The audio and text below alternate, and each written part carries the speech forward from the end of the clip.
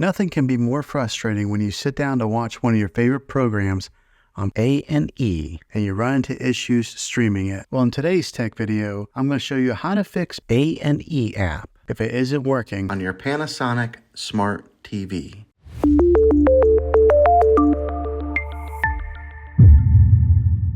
Let's see if we can fix your problems and get your A&E back up and running as quickly as possible. The first one, it's the easiest one to try, and that is to unplug your TV from the wall outlet and wait 60 seconds. Now don't be impatient here. Wait the whole 60 seconds, then plug it back in. This is very different from turning your TV on and off with your remote control. This is what we call a hard reset of your TV, so make sure you do this method. If that doesn't work, then find your router that is giving you Wi-Fi and unplug the power to that for 60 seconds. Then plug it back in. If it fixes it, great. If not, let's go ahead and move on to the next method. Try deleting A&E on your TV. Go to wherever the apps are located on your system and remove the app altogether. Then reinstall A&E again. After you reinstall it, you might have to log back in with all of your credentials, but hopefully this will work. And if that doesn't work, then I recommend buying an affordable Roku stick, Fire Stick, or Apple TV 4K and plug that into your TV and use that as your main streaming player, and you'll be able to access A&E that way. I'll put links in the description down below of where you can get one. There you have it, folks.